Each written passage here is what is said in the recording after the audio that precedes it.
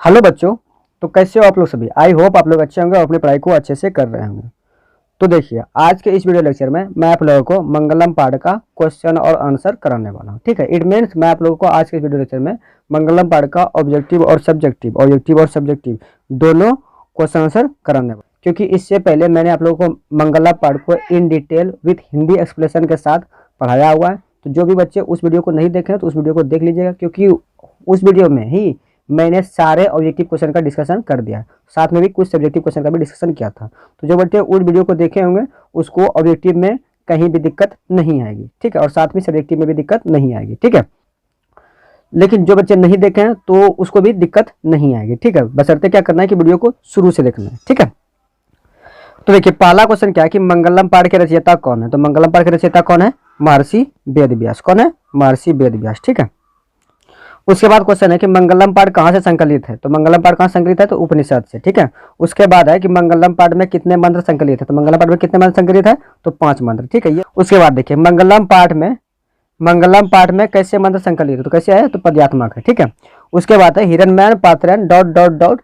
दृष्टिय मंत्र किस उपनिषद से लिया गया। तो किस उपनिषद से लिया गया? तो ईशावास्य उपनिषद से। ठीक है, ये मंत्र को मैंने पहले ही डिस्कस किया था। ठीक है, उसके बाद है कि अनोर अनियान महतो महियान डॉट डॉट डॉट धातु प्रसाद दात्म हिमाना मंत्र किस उपनिषद से लिया गया। तो किस उपनिषद से लिया गया है? तो कंठोपनिषद से लिया गया। ठीक है, उसके बाद आगे देखिए क्या है, आगे लिखा है कि सत्यमेव जयते डॉट डॉट डॉट निधानम मंत्र किस उपनिषद से लिया गया। तो किस उपनिषद से लिया गया? तो मुंडिको उपनिषद से लिया गया। ठीक है, उसके बाद लिखा है कि यथा नदा स्यंदमाना डॉट डॉट डॉट दिव्यम मंत्र किस उपनिषद से लिया गया। तो किस उपनिषद से लिया गया? तो मुंडिको उपनिषद से लिया गया। ठीक है, उसके बाद अगला क्वेश्चन है कि वेदाहम महतम पुरुषम महानतम डॉट डॉट डॉट वितते अयना मंत्र किस उपनिषद से लिया गया है। तो किस उपनिषद से लिया गया है? श्वेताश्वर उपनिषद से। ठीक है, उसके बाद अगला क्वेश्चन है कि उपनिषद के रचनाकार कौन है। तो उपनिषद के रचनाकार कौन है?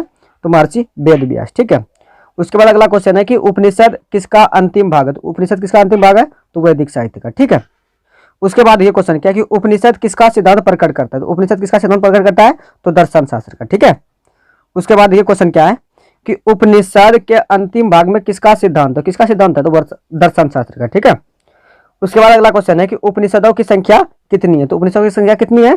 तो 108 है। ठीक है, उसके बाद क्वेश्चन है कि पुराणों की संख्या कितनी है। तो पुराणों की संख्या कितनी है? 18 है। ठीक है, उसके बाद क्वेश्चन है कि किनकी महिमा का गायन हुआ है। तो किनकी महिमा का गायन हुआ है? तो परमात्मा की। ठीक है, उसके बाद क्वेश्चन है कि स्वर्णमय पात्र से किसका मुंह ढका हुआ है। तो किसका मुंह ढका हुआ है? सत्य का। ठीक है, उसके बाद है कि महान से महान क्या है। तो महान से महान तो क्या है? आत्मा। उसके बाद क्वेश्चन पूछेगा कि सूक्ष्म से सूक्ष्म क्या है। तो सूक्ष्म से सूक्ष्म क्या है? आत्मा है। ठीक है, उसके बाद आगे देखिए 20वां नंबर क्वेश्चन क्या है कि किसे, यानी यहाँ किसे होगा कि किसे वश में नहीं किया जा सकता है। तो किसे वश में नहीं किया जा सकता है? तो आत्मा को। ठीक है, उसके बाद लिखा है कि विद्वान शोक रहित होकर किसको देखता है। तो किसको देखता है? परमात्मा को। ठीक है, उसके बाद अगला क्वेश्चन है कि सत्य से किसका मार्ग प्रशस्त होता है। तो किसका मार्ग प्रशस्त होता है?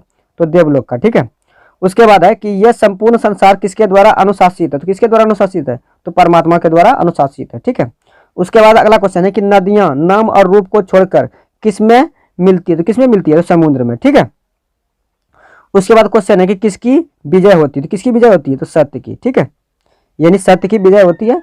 उसके बाद अगला क्वेश्चन है कि किसकी विजय नहीं होती है। तो किसकी विजय नहीं होती है? तो असत्य की। ठीक है, उसके बाद क्वेश्चन है कि सबसे बड़ा खजाना क्या है। तो सबसे बड़ा खजाना क्या है? सत्य। ठीक है, उसके बाद क्वेश्चन है कि ईश्वर क्या है। तो ईश्वर क्या है? सत्य। ईश्वर क्या है? सत्य। ठीक है, उसके बाद ये क्वेश्चन है क्या है कि ईशावास्य उपनिषद में किसके विषय में कहा गया है। तो ईशावास्य उपनिषद में किसके विषय में कहा गया है? तो सत्य के विषय में कहा गया है। ठीक है, उसके बाद लिखा है कि कंठो उपनिषद में किसके विषय में कहा गया। तो कंठोपनिषद में किसके विषय में कहा गया है? तो मोक्ष के विषय में कहा गया है। ठीक है, उसके बाद है कि श्वेताश्वर उपनिषद में किसके विषय में कहा गया। तो किसके विषय में कहा गया? परमात्मा के विषय में कहा गया। ठीक है, उसके बाद क्वेश्चन है कि किसके प्रभाव से विद्वान शोक रहित होता है। तो किसके प्रभाव से? इंद्रियों के प्रभाव से। ठीक है, उसके बाद क्वेश्चन है कि सत्य मार्ग से विद्वान कहाँ जाते हैं। तो कहाँ जाते हैं? तो देवलोक जाते हैं। ठीक है, अगला क्वेश्चन है कि कौन अपना नाम और रूप को छोड़कर समुद्र में मिल जाती है। तो कौन मिल जाता है? तो नदियां मिल जाती है। ठीक है, ये मुंडकोपनिषद का मंत्र था, उसी में लिखा है। ठीक है, उसके बाद लिखा है कि सत्य धर्म की प्राप्ति के लिए किसे हटा लेना चाहिए। तो किसे हटा लेना चाहिए? हिरण्मय पात्र को। ठीक है, उसके बाद अगला क्वेश्चन है कि प्राणी के हृदय रूपी गुफा में कौन विद्यमान है। तो कौन विद्यमान है? आत्मा। ठीक है, उसके बाद अगला क्वेश्चन है कि नदियां कहाँ जाकर मिलती है। तो कहाँ जाकर मिलती है? समुद्र में। ठीक है, उसके बाद क्वेश्चन है कि ब्राह्मण का मुख किससे ढका हुआ है। किससे ढका हुआ है? तो सत्य से। ठीक है, उसके बाद क्वेश्चन है कि विद्वान अपना नाम और रूप को छोड़कर किसमें मिलता है, तो किसमें मिलता है, तो परमात्मा में। ठीक है। उसके बाद क्वेश्चन है कि ऋषि लोग देवलोक की प्राप्ति के लिए किस मार्ग को अपनाते हैं, तो किस मार्ग को अपनाते हैं, तो सत्य के मार्ग को अपनाते हैं। ठीक है। अगला क्वेश्चन है कि आत्मा के स्वरूप और निवास का वर्णन किस दोहे में किया गया, तो किस दोहे में किया गया, तो द्वितीय दोहे में किया गया। ठीक है। देखो ये सब मैंने डिस्कशन यानी थ्योरी जब कराया था उसी में कर दिया। ठीक है। तो थ्योरी देख लीजिएगा, आप लोग को भली बहुत ही समझ में आ जाएगा। ठीक है। तो यहाँ मैं सिर्फ आप लोगों को क्वेश्चन का आंसर करा रहा हूँ। ठीक है। यानी क्वेश्चन ऑब्जेक्टिव क्वेश्चन को करा रहा हूँ। ठीक है। वो भी वन लाइनर के फॉर्म में। ठीक है। इसके बाद जो ना क्वेश्चन मतलब इसके बाद आप लोगों के लिए एक तो टेस्ट सीरीज आएगा। ठीक है। जिसमें कि मैं आप लोग जितना पढ़ाऊंगा उसका टेस्ट लूंगा, उसके बाद देखूंगा कि आप लोग कितना स्कोर कर पाते हैं। ठीक है। तो टेस्ट सीरीज बाद में आएगा। ठीक है। वो लगभग एग्जाम के टाइम में आएगा। ठीक है। अभी मैं आप लोग क्या करूंगा, पहले थ्योरी डिस्कस कर लूंगा, उसके बाद एग्जाम के टाइम में मैं आप लोग का टेस्ट सीरीज चलाऊंगा। ठीक है। उसके बाद ये क्वेश्चन क्या है कि सत्य के महत्व को किस दोहे में बतलाया गया, तो किस दोहे में बतलाया गया, तो तृतीय दोहे में। ठीक है। उसके बाद लिखा है कि जीव एवं आत्मा के बारे में किस दोहे में बतलाया गया, तो किस दोहे में बतलाया गया, तो चतुर्थ दोहे में बतलाया गया। ठीक है। उसके बाद देखिए क्वेश्चन क्या है। उसके बाद लास्ट क्वेश्चन है कि यथा डॉट डॉट डॉट स्यंदमाना समुद्र। ठीक है। यानी इस खाली स्थान में क्या भरेगा, तो क्या भरेगा, नदा। ठीक है। नदा। ये देखो ये क्वेश्चन जो है ना श्लोक से उठाया गया, तो आप लोग श्लोक को देखिएगा तो इजिली आप लोग कर पाइएगा। ठीक है। उसके बाद यहां से देखिए अब सब्जेक्टिव क्वेश्चन स्टार्ट हो रहा है। ठीक है। तो देखिए सब्जेक्टिव क्वेश्चन में कितना क्वेश्चन है और क्या क्या क्वेश्चन है। ठीक है। यह है सब्जेक्टिव क्वेश्चन। तो देखिए पहला क्वेश्चन क्या है कि सत्य का मुंह किस पात्र से ढका हुआ है। ठीक है। सत्य का मुंह किस पात्र से ढका हुआ है, तो सत्य का मुंह किस पात्र से ढका हुआ है, तो सत्य का मुंह हिरण्मय पात्र से ढका हुआ है। ठीक है। क्वेश्चन पूछेगा कि सत्य का मुंह किस पात्र से ढका हुआ है, तो आंसर क्या करना है कि सत्य का मुंह हिरण्मय पात्र से ढका हुआ। ठीक है। उसके बाद अगला क्वेश्चन देखो क्या है कि नदी क्या छोड़कर समुद्र में मिलती है, तो नदी क्या छोड़कर समुद्र में मिलती है, तो नदी अपने नाम को छोड़कर अपने नाम को छोड़कर समुद्र में मिलती है। ठीक है। यानी यहाँ देखो मिस टाइपिंग हो गया, नदी अपने नाम और रूप को छोड़कर समुद्र में मिलती है। ठीक है। ये इस जगह समुद्र नहीं होगा। ठीक है।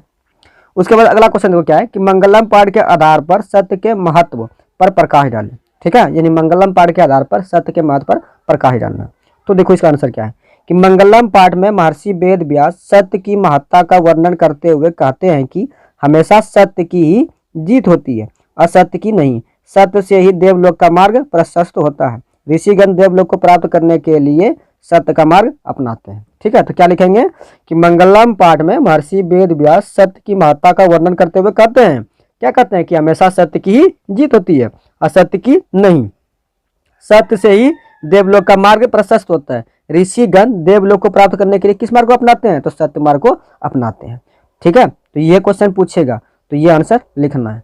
तो बोलो क्या आप लोग आंसर लिख सकोगे, तो अगर लिख सकोगे तो कमेंट में लिखो कि यस गुरुजी, अगर ये क्वेश्चन दे देगा तो हम लोग इसका आंसर कर सकते हैं। ठीक है। अगला क्वेश्चन देखो क्या है कि मंगलम पाठ के आधार पर आत्मा की विशेषता बतलाएं। मंगलम पाठ के आधार पर आत्मा की विशेषता को बतलाने बोल रहे हैं। ठीक है।